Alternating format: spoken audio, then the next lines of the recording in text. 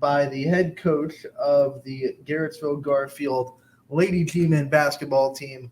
It is Aaron Gilbert hopping on with us. Coach, thank you so much for taking the time to join us today. Yeah, thanks for the program. Thanks for the opportunity to talk about our team. Coach, I want to talk about this team too. Very successful team that you were able to have last year, 18-5 record. Looking a little bit about what you lost to, there's no doubt that Grace Mills was one of the better athletes, I think, in the area, averaging over 16 points per last season. Talking about what you are losing in her, but what you're bringing back, what are some names you're excited to see on the team this year? Yeah, losing Grace is going to be one of those big pieces to fill. I mean, you don't lose 1,600 points over the last 4 years and just slide somebody right into that spot. But we do have two players who have been playing varsity for 4 years who both averaged double figures last year, and Jenna Smith, who averaged 18 a game last year and 12 boards, who signed to go to Marietta. And then Sarah Seaman, who averaged about 11 a game last year, 5 assists. Who will kind of run that 1-2 guard combo. Both have been playing varsity for 4 years. Return a couple other important pieces. Madeline Shirkey, who started the majority of the season. Caitlin Lutz, who also started a good chunk of the season. And then, it's just trying to figure out, how all these pieces are going to play really without Grace. Grace has been a saving a person you could just say, hey, we need points and just give the ball to her. Now, Jenna's going to have to step up. Sarah's going to have to step up. Madeline's going to have to step up. Kate's going to have to step up. And then, kind of an unsung player who got some time last year, who I think's off everybody's radar, which I probably shouldn't be saying this right now because of it, but is Sarah's sister, Sydney. Sydney's played a lot of varsity ball for us, not in the primary roles over the last couple of years, but I think she's going to be one that people are going to look through their scouting reports and be like, why wasn't she on our scouting report? I really feel that she's due for a breakout season. One of the things that we talk about with Garfield in every sport, really, they're breaking into this new conference in the MVAC. Some teams you've played against in the past, some teams are a little bit less familiar with you guys. Talk about what it's going to be like to break into this new conference and try to compete with a lot of strong quality programs in there. This was a good conference last year, and now you guys are coming into it to make it even better. Yeah, I mean, on the girls' basketball side, it's a meat grinder. I mean, you've got very quality teams, champion year in, year out. Newton Falls year in, year out. You've got Brookfield, who's proven that they're, here to stay for a while. LeBray's got teams up and down, all teams that we've played here. We played Liberty last year, and it was a track meet at our place. I mean, it was, 70-something, 60-something last year with all basically freshmen and sophomores for them.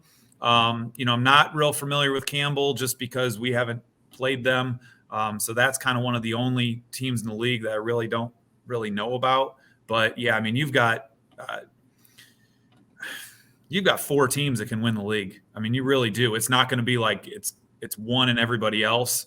In the PTC, I kind of felt like it was usually a 2-horse race. It was us and Southeast every year. We knew one of us was going to be in the spotlight, and it was the red letter game. Now it's trying to get the girls to understand you're everybody's red letter game. Like, everybody wants to beat you, especially what you see what football came in and did, good success for the football, but bad for us because we made everybody mad. So, it's week in, week out, and our non-league's as tough as it gets. And it's going to be neat in some ways, and I think it's just going to be a struggle in other ways. Coach, there is no doubt, too, that this has been a program that historically for years now has been one of the best that gets consistently over 15 wins a season.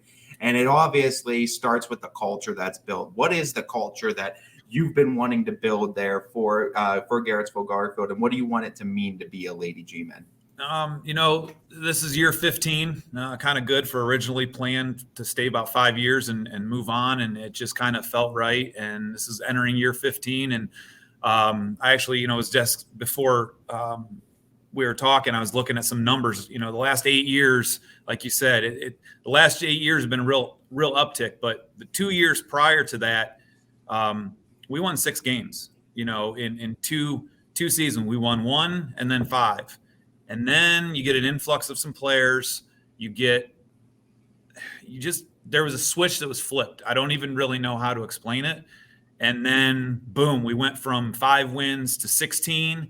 And then that senior class, who as freshmen won 1 game, were 1 game from state. Got beat by Chippewa in regional finals that year. So it's like these girls don't know the prior struggles. Now, one of my assistants, Taylor Smith, she was on my first team, which we won a handful of games. So she knows what the first couple years of the program were like, where we were just trying to instill, a culture. Now it's trying to maintain it. And as I told the girls the first day of practice, winning's not easy. Some teams make it look easy, but it's not, because as that powerhouse, in the area, the South Ranges and the champions and us, we're expected to do that every single year. And so every game, all 22 games, we have to be up for, because those other teams, they only got to get up when they play us, maybe. That's 1 or 2 games. We got to be up for 22, because everybody wants to beat us, because we become that program win for them. Whereas when I first came into the league, it was Mogador. Mogador was the team who was running the table, and then it was Southeast. And so it was like, once we could get over that hump, now you're on top. And it's not easy. I think you're seeing that with Clemson football this year. It's not easy to stay on top. And, you got to give the kudos to the Alabamas, the Ohio States, the Georgias, and it's not easy to win. So it's getting these girls to understand you got to work harder than whoever you're playing, because they want to beat you, because that will make their season if they can beat you. A follow-up to that, being a team, like you said in the beginning of your tenure there, that had to get over some of these humps, do you think experiencing that is kind of an advantage for you, and now that you are kind of the hump that other teams have to get over? I mean, I know that, and, my assistant knows that really well. The girls, I don't know if they fully grasp it, because it's we've gotten to the point where we expect to win most games, not being cocky, not being arrogant, but like, we go into games knowing we should win this game, whether it be whatever against whoever. The first several years, we hoped to win the game. We just hope we're competitive against some of these teams. I mean, we were playing the first couple of years, we were playing teams that were going 19-1 and 20-0, and we're sitting there just trying to get our jump stops straight. And, I think my second year, we had a big swing from a culture standpoint, where we played East Canton at their place early in the season and got beat by 40. And it was just humbling to everybody. It was humbling to me coming over after having some success on the boys' side across the state. 6 weeks later, we played them again in our place and had the ball down 3 with a chance to tie it, and ended up losing by 4. And I think that was a game that showed them, okay, if we listen, if we do what the coaches are telling us, this ball can get rolling. And we went and won 17 games that year. And then luckily, Drew Ursuline in the tournament, who just, brought us back to reality. But, it's just one of those things that you don't realize how hard winning is until you don't do it. And then you're like, okay, wow, this is more work than we thought it was going to be. I feel like the theme of this interview is turning into winning and how to build a winning culture. And it's starting to trickle down into other programs at Garfield, the volleyball team playing for district championship tomorrow. How much do you think your success kind of trickles into these other athletes? And, I think at a school like ours, we all need to share the same kids. You look at who are the good players on those successful programs, and it's the same kids, same names in multiple programs. You look at Jenna and Madeline are doing really well in volleyball, and volleyball is doing really well playing for a district title tomorrow. They play really well for us, and we've been successful. You look on the boys' side with boys basketball and football. Dema plays basketball and football. There's no coincidence that they're successful with that name there. I mean, it's just some kids just know how to work. My first 2 years, 3 years, I used the phrase, you guys are starting to learn how to practice. And people looked at me like, what do you mean learning how to practice? There's certain ways that if you want to be successful, you are expected to practice. Like, you don't have bad days. I mean, you can't, because again, everybody's gunning for you. And as a coach, I've got to be prepared. That's one of the things that my dad taught me, is like, look, you can outwork the other coach. Like, you might not have as much talent as that guy or that girl, but you need to find a way to outwork that person. And that's just, good or bad for me. That's what I do. It's kind of, I just dive right into the season and just absorb so much stuff. But, the cultural thing is just one of the things that we've built of, my dad did it in football, where he instilled a belief in, we don't want to be the class that's known for not blank, winning the league, winning the district, going to playoffs, whatever it is. It's just, it kind of just became known, not spoken. It was never spoken, but it was just kind of understood that this senior class, we don't want to be known as the only class to never win the league, win the district, go to region, whatever it may be. So with this group, I think our 5 are really good. We've got to get some kids to step up to fill in some roles. The schedule is going to test us early and often. And we might not have as many wins as we've had in the past, but it's all building for March. So.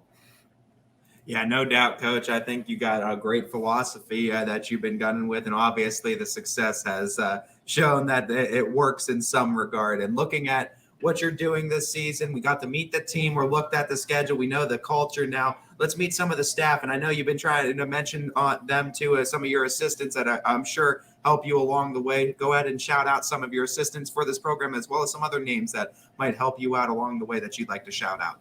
Yeah, I mean, varsity assistant, Andy Cardinal. Andy was the head girls coach up at Middlefield Cardinal for a long time. It's probably one of the only people I've coached against that I've actually hired onto my staff. And he just impressed me because year in, year out, he got his kids to do what they could do. They might not have a lot of wins, but they were very good at what they did. And having another varsity coach, varsity head coach on the bench is huge. Comes to timeouts, game adjustments, things like that. Taylor Smith is another assistant I have. She played for me my first year and has been in the program with us. She coached a couple years in the junior high level. Now I think it's about the 6th year I think she's been with us with the varsity. Madison Hartung comes over from Streetsboro to coach our JVs this year, who was I coached against her, which makes me feel super old now because she was at Rootstown and was a 3-point threat. And she never lets me forget that, hey, I hit these shots against you guys. I'm like, thanks. I keep hearing that one. And then at the junior high level, kind of fortunate bringing a Garfield name back into our program.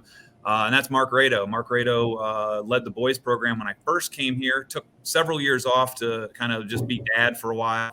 And now he's coming back into the program. And, I think that's good for our junior high kids, again, to have a former varsity coach working with them.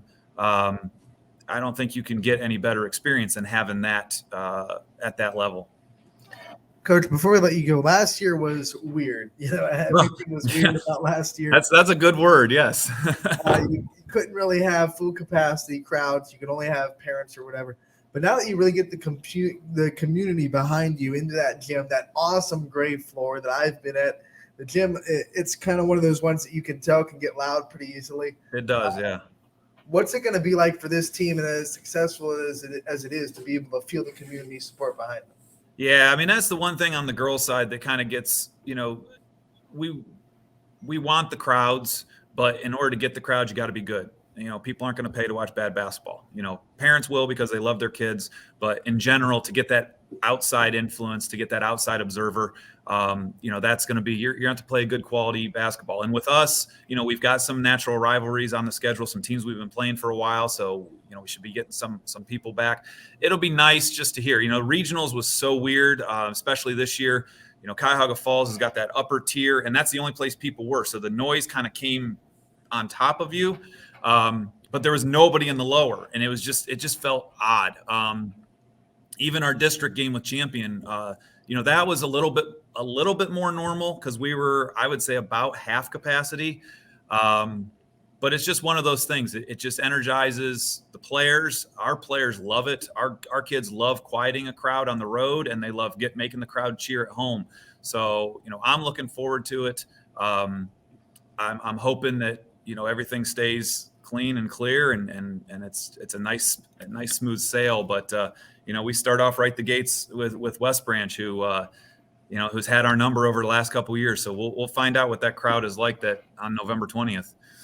Don't worry, Coach. I think West Branch has had a lot of people's numbers over the year. I mean, they're going for 800 program wins this year. So I think, I just hope that it's not. I hope they're not sitting on 799 right now, because Walt, I haven't beat Walt yet. So even my good teams, we struggle with him. So they need 18. So you're good. Okay, good. All right, that's good. I like that. That should be a great opening matchup, though, too. As basketball fever, I think everyone's starting to get it, and that's a game we're definitely going to be looking forward to. Yeah, November 20th is going to get here real quick. I have a bad feeling, or a good feeling. I think you should feel pretty good about this season. Last season, that Cuyahoga Falls gym, it was packed with YSN people. We had South Range there. You guys were there. Yeah. We hope to see that same kind of result in regionals this year. We get to play South Range this year, so that'll be interesting. We go over to their place. They've got a holiday thing. We match up with them on the second night. So, Fish and I have been talking in the off season, so it'll be a good time. The one thing I'll tell you, you better dress for success, because Fish is going to be. There is no. I'll no matter what I wear, he will one up me. So I could come in. I could come out as the mascot, and he will come out as He'll come out as Johnny Depp. I don't know, but he'll definitely one up me.